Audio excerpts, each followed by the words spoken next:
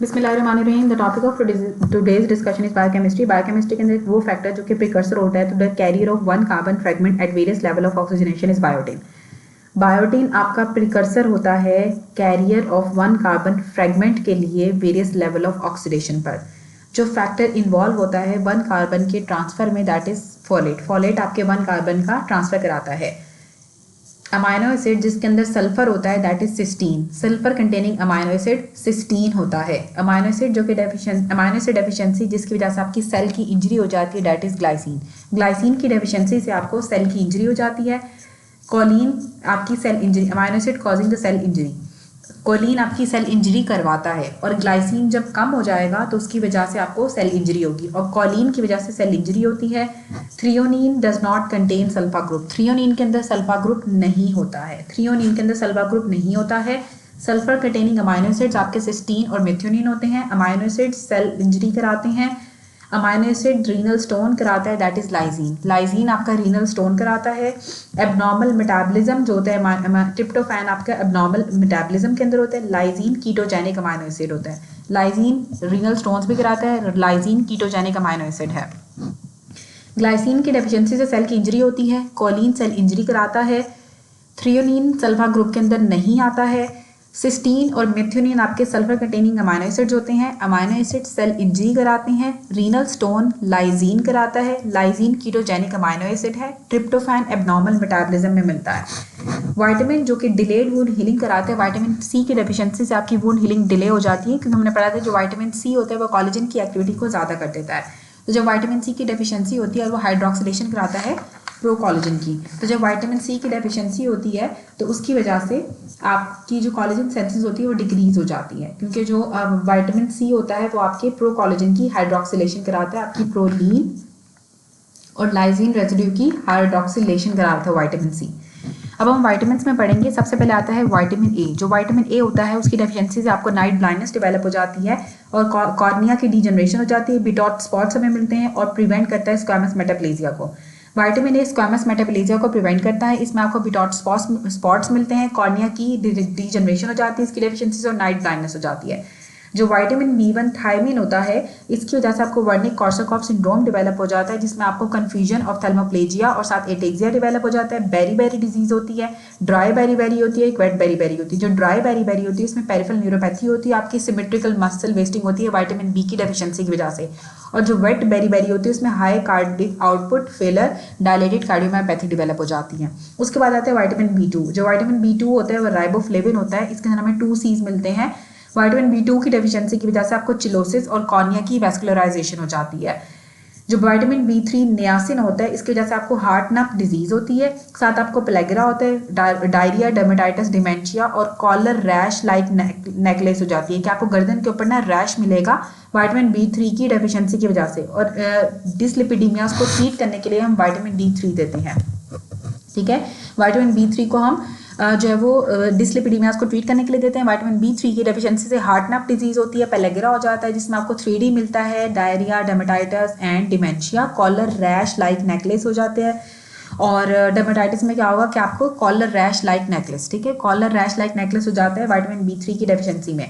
जो vitamin B5 होता है उसे हम पेंटोथेनिक एसिड कहते हैं।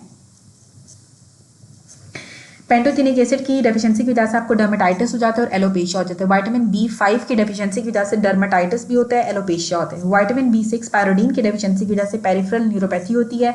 जो आपकी विटामिन B1 था और ड्राई बेरी बेरी के अंदर वो भी पेरिफेरल न्यूरोपैथी करा रहा था और सिमेट्रिकल मसल वेस्टिंग करा रहा था। जो विटामिन B6 है वो भी पेरिफेरल न्यूरोपैथी कराता है, कन्फ्यूजन कराता है और सिड्रोब्लास्टिक एनीमिया कराता है। विटामिन B6 की डेफिशिएंसी की वजह से आपको सिड्रोब्लास्टिक एनीमिया हो जाता है, कन्फ्यूजन होती है, पेरिफेरल न्यूरोपैथी हो जाती है। जो विटामिन B7 आपका बायोटिन होता है वो फैटी एसिड की ऑक्सीडेशन कराता है। जो विटामिन B9 है वो फॉलेट है, ये ग्रीन लीफी वेजिटेबल्स के अंदर होता है, जजनम से एब्जॉर्ब होता है और इसकी डेफिशिएंसी की वजह से आपको मैक्रोसिटिक मेगालोब्लास्टिक एनीमिया हो जाता है। और ये अल्कोहलिक या प्रेगनेंसी के अंदर आपके विटामिन B9 या फॉलेट के लेवल्स कम हो जाते हैं। विटामिन B12 आपका कोबालामिन होता है, इसकी डेफिशिएंसी से आपको मैक्रोसिटिक मेगालोब्लास्टिक एनीमिया होता है, नर्व डैमेज होता है, या आपके एनिमल प्रोडक्ट्स के अंदर होता है। इसका लार्ज रिजर्व पूल होता है, 3 से 4 साल आपके लिवर के अंदर ये रहता है। तो 3 से 4 साल के बाद इसकी जो आपकी डेफिशिएंसी होती है वो सिम्टोमेटिक होती है। विटामिन सी आपका एस्कॉर्बिक एसिड होता है, ये एंटीऑक्सीडेंट होता है, ये आपकी विटामिन सी आपकी आयरन की एब्जॉर्प्शन कराता है, वुंड हीलिंग को इंक्रीज करता है। नेसेसरी होता है प्रोलीन और लाइजीन की हाइड्रोक्सिलेशन के लिए, कोलेजन की सिंथेसिस में। स्कर्वी हो जाती है कोलेजन सिंथेसिस डिफेक्ट की वजह से, स्कर्वी हो जाती है कोलेजन सिंथेसिस डिफेक्ट की वजह से विटामिन सी की डेफिशिएंसी के अंदर। उसके बाद विटामिन डी है, विटामिन डी की फॉर्म्स होती हैं। अब जो विटामिन डी होता है, जो 25 हाइड्रोक्सी विटामिन D3 होता है, ये स्टोरेज फॉर्म होती है। जो 125 डाई हाइड्रोक्सी विटामिन कैल्सी ट्रायोल जो होता है वो एक्टिव फॉर्म होती है। जो स्टोरेज फॉर्म होती है वो 25 हाइड्रोक्सी कैल्सी डायोल होती है, और जो 125 डाई हाइड्रोक्सी कैल्सी ट्रायोल जो होता है वो आपकी एक्टिव फॉर्म होती है। बच्चों के अंदर विटामिन डी की डेफिशिएंसी से रिकेट्स होती है, एडल्ट्स के अंदर विटामिन डी की डेफिशिएंसी से ऑस्टियोमलेशिया होता है। विटामिन ई को हम टोकोफिरोल भी कहते हैं, ये एंटीऑक्सीडेंट होता है और ये एंटीकोगुलेंट इफेक्ट होते हैं ऑफ वार्फरिन, ठीक है, या वार्फरिन के एंटीकोगुलेंट इफेक्ट्स को ये बढ़ा देता है। जब इसकी विटामिन ई की डेफिशिएंसी की वजह से भी आपको ह्यूमैटिक एनीमिया होता है और मसल वीकनेस होती है। जो विटामिन के होता है ये कोगुलेशन कराता है, ब्लड क्लॉटिंग होता है। 2, 7, 9, 10 आपके जो फैक्टर्स होते हैं, प्रोटीन CS, ठीक है, CS 1970s का निमोनिक है कि जिसमें आपको जो है ना फैक्टर 2, 7, 9, 10 जो होते हैं ना वो आपके विटामिन के डिपेंडेंट आपके कोगुलेशन फैक्टर्स होते हैं। विटामिन के की डेफिशिएंसी की वजह से आपको न्यूनेटल हेमरेज हो जाता है। विटामिन के आपकी इंटेस्टाइनल फ्लोरा से सिंथेसाइज होता है और ये ब्लड क्लॉटिंग के अंदर इन्वॉल्व होता है। अब जो विटामिन ए होता है वो रेटिनॉल होता है। जो हाइपर विटामिनोसिस ए होती है ना उसकी वजह से आपकी स्किन ड्राई हो जाती है। हाइपर विटामिनोसिस ए की वजह से ड्राई स्किन हो जाती है। जो कॉस्ट इफेक्टिव है विटामिन ए के लिए वो डाइटरी एनालिसिस है। आपने डाइटरी एनालिसिस करनी होती है विटामिन ए के लिए। रोल ऑफ विटामिन ए क्या होता है, ये आपकी जर्मिनल एपिथेलियम की इंटीग्रिटी को मेंटेन करता है। Integrity of the germinal epithelium जो होती है वो विटामिन ए से होती है। अर्लीस्ट साइन विटामिन ए की डेफिशिएंसी का केराटोकंजक्टिवाइटिस होती है। Remember few words saying night blindness, तो नाइट ब्लाइंडनेस जो है ना वो आपका सिम्टम है। साइन में क्या आता है, साइन जो होता है ना वो कंजक्टाइवल जीरोसिस होती है और जो सिम्टम होता है वो नाइट ब्लाइंडनेस होती है। सिम्टम आपका नाइट ब्लाइंडनेस है और जो साइन होता है वो कंजक्टाइवल जीरोसिस होती है। विटामिन ए की डेफिशिएंसी के अंदर अर्लीस्ट साइन कंजक्टाइवल जीरोसिस है और जो अर्लीस्ट सिम्टम है वो नाइट ब्लाइंडनेस है। अब जो विटामिन बी होता है, विटामिन बी आपके कोफैक्टर ए की सिंथेसिस के लिए जो चाहिए होता है पेंटोथेनिक एसिड। पेंटोथेनिक एसिड आपका विटामिन B5 है जो कि कोफैक्टर ए की सिंथेसिस के लिए रिक्वायर्ड होता है। जो पेलेग्रा होता है वो नियासिन के साथ एसोसिएटेड होता है, जो नियासिन आपका विटामिन B3 है, ठीक है। B3 के साथ आपको पेलेग्रा डेवलप होता है। B3 की डेफिशिएंसी की वजह से विटामिन B5 पेंटोथेनिक एसिड आपके कोफैक्टर की सिंथेसिस करता है। विटामिन जो कि ट्रांसएमिनेशन कराते हैं एलेनिन और एस्पार्टेट की, दैट इज विटामिन B6। जो आपका पैराडॉक्सिन विटामिन B6 होता है वो एलेनिन और एस्पार्टेट की ट्रांसएमिनेशन कराता है। डायरिया, डर्मेटाइटिस और डिमेंशिया नियासिन की या विटामिन B3 की डेफिशिएंसी से होते हैं।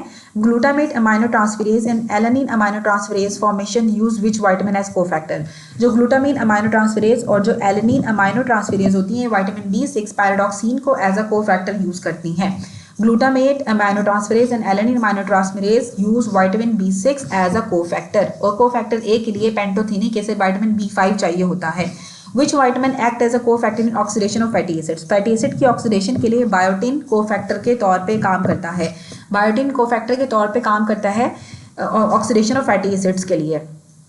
Cheilosis, seborrhoeic dermatitis and corneal vascularisation, which vitamin is deficient? Riboflavin. Riboflavin आपका B2 विटामिन होता है और इसकी वजह से आपको चिलोसिस होती है और कॉर्नियल वैस्कुलराइजेशन हो जाती है।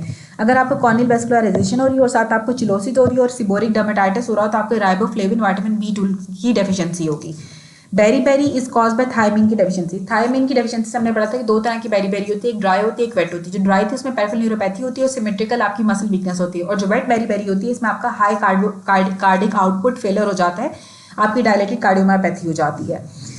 अच्छा, अब बेरी जो होती है वो थायमिन की डेफिशिएंसी से होती है। जो पेलेग्रा होता है वो नियासिन की डेफिशिएंसी होता है। एक अल्कोहलिक पेशेंट है उसको पेरिफेरल न्यूरोपैथी डेवलप होगी, जो मोस्ट लाइकली कॉज क्या होगी, विटामिन B1 की डेफिशिएंसी। क्योंकि विटामिन B1 की डेफिशिएंसी की वजह से अल्कोहलिक पेशेंट के अंदर वर्निक-कोर्सैकॉफ सिंड्रोम डेवलप हो जाता है, उनको कन्फ्यूजन ऑफ थैलेमोप्लेजिया और एटेक्सिया डेवलप हो गया, ठीक है। जो अल्कोहलिक पेशेंट के अंदर पेरिफेरल न्यूरोपैथी डेवलप हो जाएगी तो डेफिशिएंसी होगी विटामिन B1 की। ट्रांसएमिनेशन जो होती है AST की और ALT की, अमाइनो ट्रांसफेरेज और एलानिन ट्रांसएमिनेजेस की जो ट्रांसएमिनेशन होती है उसके लिए विटामिन B6 चाहिए होता है। कौन से विटामिन की डेफिशिएंसी होती है? होमोसिस्टिनीमिया के अंदर। होमोसिस्टिनीमिया के अंदर आपके विटामिन B12 की डेफिशिएंसी हो जाती है।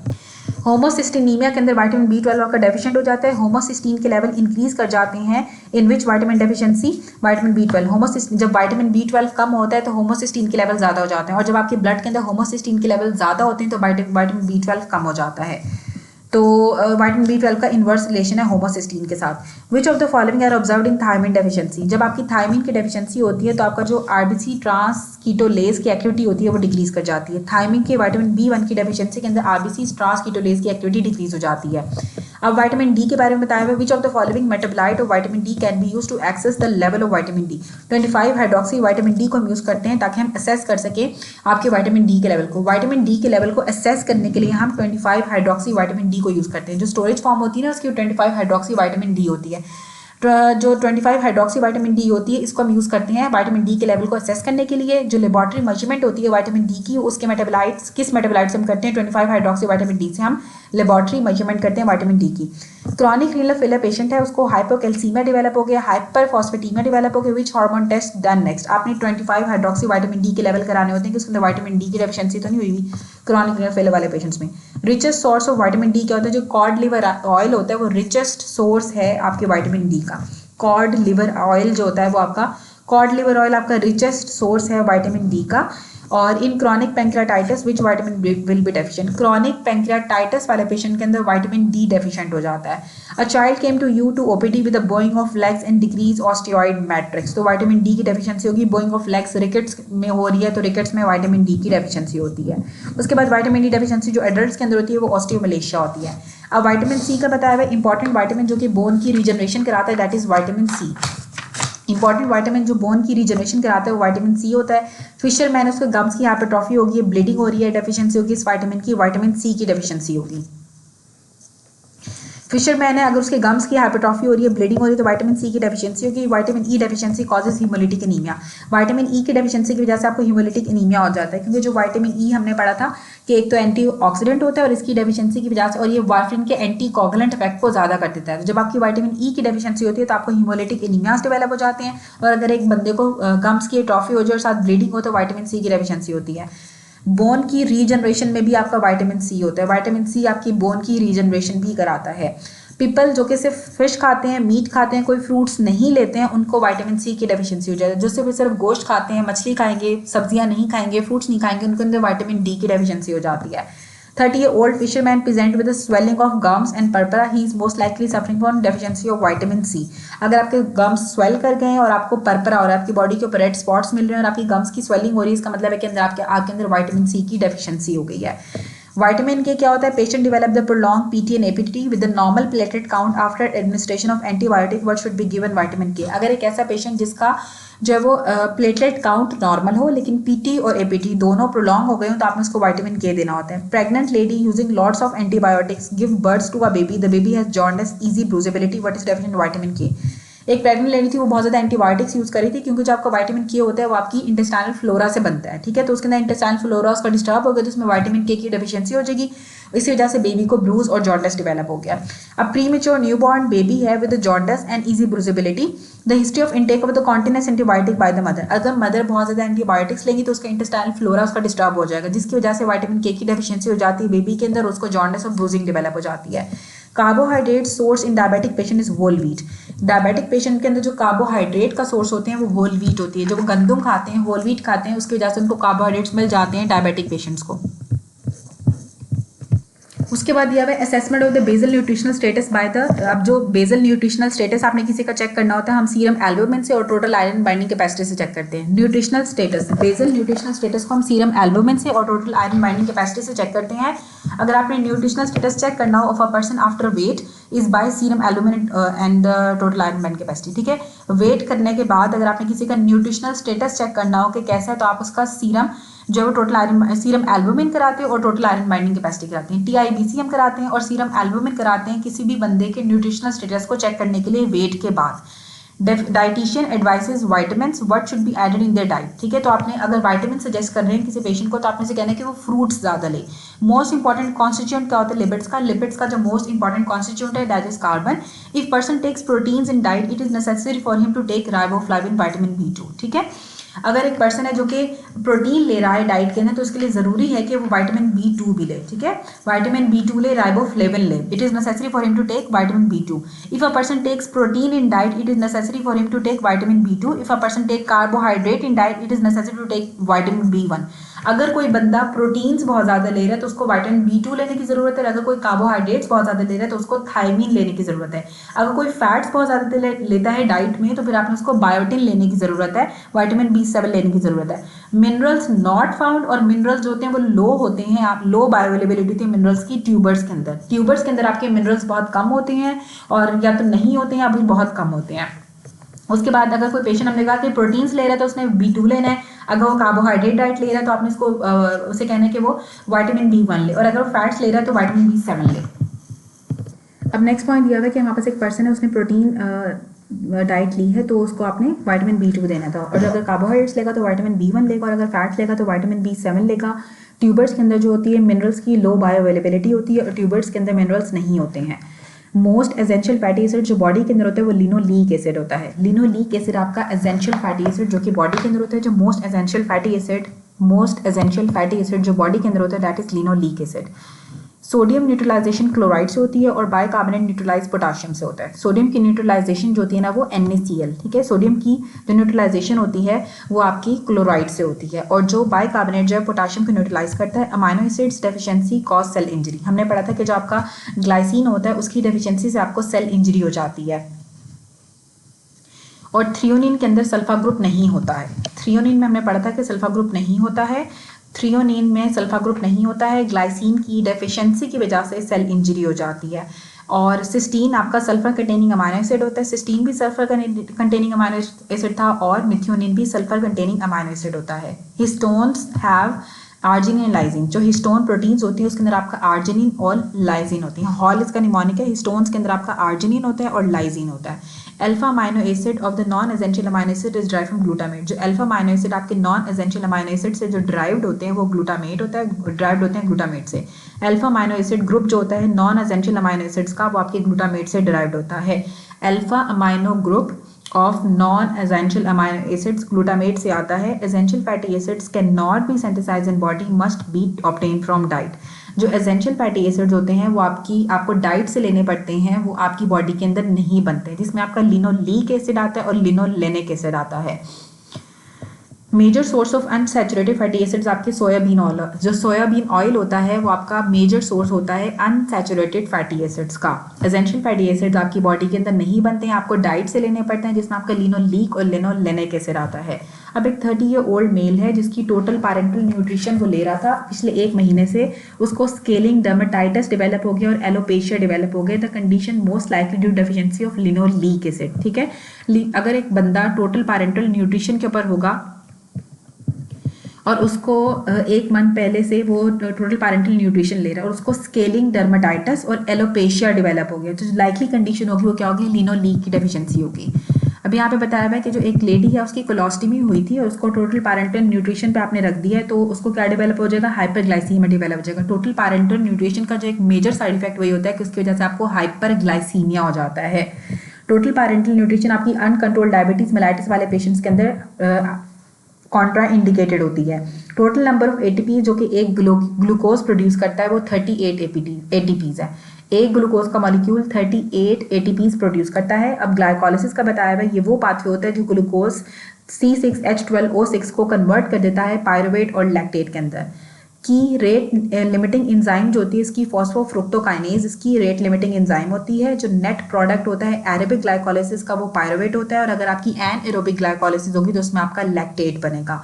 पायरुवेट फिर आपके क्रेब्स साइकिल के अंदर एंटर कर जाता है। क्रेब्स साइकिल को हम सिट्रिक एसिड साइकिल भी कहते हैं, क्रेब्स सिट्रिक एसिड साइकिल या फिर TCA साइकिल भी कहते हैं, जिसके अंदर आपका पायरुवेट एसिटाइल कोएंजाइम A के अंदर कन्वर्ट होता है, फिर सिट्रेट में कन्वर्ट होता है और फिर आपके ऑक्सैलो एसिडेट के अंदर कन्वर्ट हो जाता है। जो main and central cycle for the oxidation of carbohydrates, proteins and lipids, ठीक है, यह आपका मेन या सेंट्रल साइकिल होता है आपकी कार्बोहाइड्रेट्स, प्रोटीन्स और लिपिड्स तीनों की ऑक्सीडेशन का। जो मेन साइकिल है, जो सेंट्रल साइकिल है वो आपका क्रेब्स साइकिल ही होता है, इसीलिए हम इसे TCA साइकिल भी कहते हैं, क्रेब्स साइकिल भी कहते हैं, सिट्रिक एसिड साइकिल भी कहते हैं। इसमें कोई ATP यूटिलाइज नहीं होती है, इसमें आपके 1 एसिटाइल कोएंजाइम A की कंप्लीट ऑक्सीडेशन हो जाती है 12 ATPs में। रेट लिमिटिंग एंजाइम जो होती है इसकी वो आइसोसिट्रेट डिहाइड्रोजनेज होती है, जो आइसोसिट्रेट को अल्फा कीटोग्लूटरेट के अंदर कन्वर्ट कर देती है। इसकी isocitrate dehydrogenase rate limiting enzyme है, और ग्लाइकोलिसिस की फॉस्फोफ्रुक्टोकाइनेज आपकी रेट लिमिटिंग एंजाइम होती है। अब इरिवर्सिबल स्टेप जो ग्लाइकोलिसिस के अंदर होता है वो फ्रुक्टोज 6 फॉस्फेट, जब आपका फ्रुक्टोज 1,6 बिस फॉस्फेट के अंदर कन्वर्ट होता है तो ये इसका इरिवर्सिबल स्टेप होता है। ग्लाइकोलिसिस का जो इरिवर्सिबल स्टेप है वो होता है जब आपका फ्रुक्टोज 6 फॉस्फेट आपका फ्रुक्टोज 1,6 बिस फॉस्फेट के अंदर कन्वर्ट हो जाता है। जो ग्लूकोज मॉलिक्यूल होते हैं वो प्रेजेंट होते हैं ग्लाइकोजन के अंदर साइड चेन पे, is metabolised by which enzyme glucose 1 phosphorylase. जो ग्लूकोज मॉलिक्यूल प्रेजेंट होता है ग्लाइकोजन साइड चेन में, is metabolised by which enzyme glucose 1 phosphorylase. ठीक है, जो ग्लाइकोसाइड चेन में, ठीक है, ग्लाइकोसाइड चेन के अंदर जो ग्लूकोज मॉलिक्यूल होता है वो ग्लूकोज 1 फॉस्फोराइलेज से मेटाबोलाइज होता है। Which step is common in glycolysis and gluconeogenesis? जो फ्रुक्टोज 1,6 बिसफॉस्फेट को जो हम कन्वर्ट करते हैं फ्रुक्टोज 6 फॉस्फेट के अंदर, ये ग्लाइकोलिसिस और ग्लूकोनियोजेनेसिस के अंदर सेम होता है। माइटोकॉन्ड्रिया की ज़रूरत होती है ग्लाइकोलिसिस के लिए बिकॉज जो पायरुवेट डिहाइड्रोजनेज होती है वो माइटोकॉन्ड्रिया के अंदर होती है। ठीक है, पायरुवेट डिहाइड्रोजनेज एंजाइम आपकी माइटोकॉन्ड्रिया के अंदर होती है, इसलिए ग्लाइकोलिसिस के लिए आपको माइटोकॉन्ड्रिया की ज़रूरत होती है। In the presence of oxygen and product of glycolysis is 2 mole of pyruvate. जब आपकी ऑक्सीजन प्रेजेंट होगी, जब आपकी एरोबिक ग्लाइकोलिसिस होगी तो जो एंड प्रोडक्ट होगा ग्लाइकोलिसिस का वो 2 मॉलिक्यूल्स होंगे पायरुवेट के। अब यहाँ पे बताया हुआ कि जो 1 ग्राम प्रोटीन की होती है वो 4 किलो कैलोरीज पर ग्राम एनर्जी प्रोड्यूस करती है। जो 1 ग्राम कार्बोहाइड्रेट्स का होता है वो 4 किलो कैलोरीज पर ग्राम प्रोड्यूस करता है। जो फैट होती है वो 9 कैलोरीज पर ग्राम प्रोड्यूस करती है। ठीक है, 9 कैलोरीज आपकी फैट से आती हैं, किलो कैलोरीज में सॉरी कैलोरीज लिखी हैं। 1 ग्राम से 4 कैलोरीज आपकी प्रोटीन्स की आती हैं और 4 कैलोरीज आपकी कार्बोहाइड्रेट्स की आती हैं और 9 कैलोरीज पर ग्राम आती हैं फैट से। अब यहाँ पे दिया हुआ है कि in a healthy diet how much total daily caloric energy should be derived from proteins. ठीक है, नॉर्मल आपकी जो एनर्जी की जो कितनी कैलोरीज आपकी जो है ना प्रोटीन से आनी चाहिए। टोटल डेली कैलोरी एनर्जी आपकी प्रोटीन से 15 से 20 कैलोरीज आपकी प्रोटीन से आनी चाहिए। What is the total iron requirement in pregnancy? Pregnancy के अंदर आपको जो टोटल आयरन चाहिए होता है वो आपको 800 mg चाहिए होता है एलिमेंटल आयरन। ऑक्सीजन रिक्वायरमेंट जो आपकी 70 kg एडल्ट मैन की क्या होती है 250 ml पर मिनट। ऑक्सीजन जो एक 70 kg मैन को 250 ml पर मिनट ऑक्सीजन चाहिए होती है एक 70 kg के मैन को।